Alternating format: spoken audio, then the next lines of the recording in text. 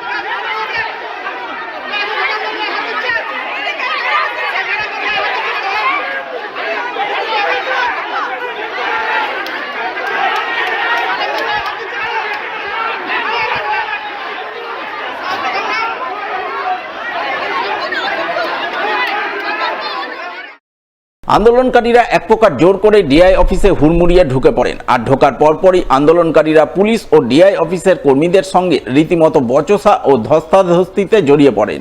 তবে এখানেই শেষ নয়। এরপর চাকুরিহারা শিক্ষক শিক্ষিকা ও শিক্ষাকর্মীরা অফিসে ডিআইকে না পেয়ে তারা ডিআই অফিসে তালা মারেন এবং ডিআই অফিসের বাইরে জোরদার বিক্ষোভ দেখাতে শুরু করেন।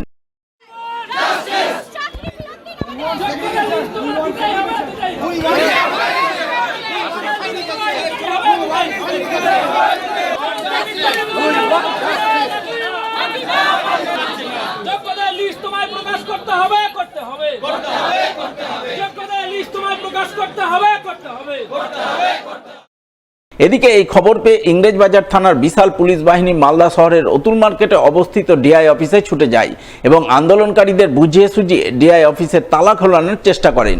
ওই সময় আন্দোলনকারীরা পুলিশের সঙ্গে বচসায় জড়িয়ে পড়েন। যদিও শেষমেশ পুলিশের হস্তক্ষেপে পরিস্থিতি নিয়ন্ত্রণে আসে। সবাই শিক্ষিত লোক আইন আপনাকে আপনি সংবিধান ভালো করে আপনি পড়ে আসুন, আপনি ভালো করে পড়ে আসুন। আইন হয়েছে আইন তাহলে আপনি শান্তি প্রবলেম স্যার তালা মেরেছে তাহলে আমাদেরকে বাধ্য করবেন না, আমাদের আইনের ব্যবস্থা তালা আগে বলুন, সব কথা আপনাদের শুনবো, আগে তালা যা আছে সেটা আগে তালা।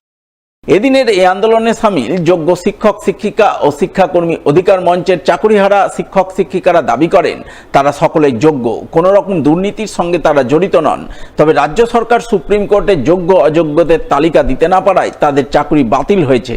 এর প্রতিবাদেই তারা ডিআই অফিস অভিযান করছেন। তাদের দাবি এসএসসিকে ওএমআর এর মিরর ইমেজ প্রকাশ করে সুপ্রিম কোর্টে দাখিল করতে হবে।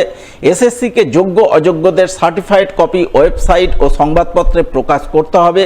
সেই কপি জমা দিতে হবে সুপ্রিম কোর্টে। সর্বোপরি যোগ্যদের সসম্মানে চাকরি ফিরিয়ে দেওয়ার দায় নিতে হবে রাজ্য সরকারকে। এই সমস্ত দাবিতেই আজ তারা ডিআই অফিস অভিযান করছেন। আমরা হচ্ছে এসএলএসটির 2016 ব্যাচ এবং আমরা যোগ্য শিক্ষক।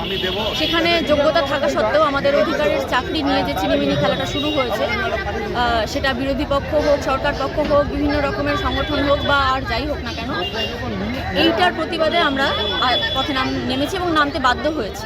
ডিআই অফিসের অভিযানটার কারণটা হচ্ছে আমরা বিভিন্ন রকমভাবে ডিআই অফিসের থেকে বিভিন্ন মান্যতা বা বিভিন্ন সময় তাদের সহযোগিতা করে থাকি। শুনতে পাচ্ছি যে আমাদের ইমিডিয়েটলি বেতন বন্ধ হতে চলেছে, ঠিক আছে? তো এই ব্যাপারে আমাদের ভূমিকা কি হওয়া উচিত, মানে কেন? আমরা তো জানি আমরা যোগ্য শিক্ষক, আমরা জানি যে আমাদের বিরুদ্ধে কোনো রকমের কোনো দুর্নীতির অভিযোগ নেই, তাহলে এই দ্বিচারিতা কেন? গত 3 এপ্রিল আমাদের সুপ্রিম কোর্ট থেকে আমাদের এই পুরো প্যানেলটাকে বাতিল করা হয়েছে, যেখানে আমাদের কোনো রকম দুর্নীতি কোনো কিছুতে আমাদের নাম নেই, কিছু নেই, তবুও আমাদের এরকম প্যানেল থেকে ক্যান্সেল করা হয়েছে। যার জন্য আমরা আজ ন্যায় বিচার পাওয়ার জন্য আমরা জেলায় জেলায় এই ডিআই অফিস অভিযান করছি। এরপর আমাদের আরও নানা রকম কর্মসূচি রয়েছে। আমাদের যেটা সরকারের কাছে এবং এসএসসির কাছে আমাদের বার্তা, যে আমাদের যেন সঠিক ওএমআর মিরর ইমেজ আর কি আমাদের ওয়েবসাইটে প্রকাশ করুক, এবং আমাদের যোগ্য অযোগ্য তালিকা যেন প্রকাশ করে সুপ্রিম কোর্টে নিয়ে গিয়ে আমাদের যেন বাঁচায়, এই আমাদের আজকে দাবি।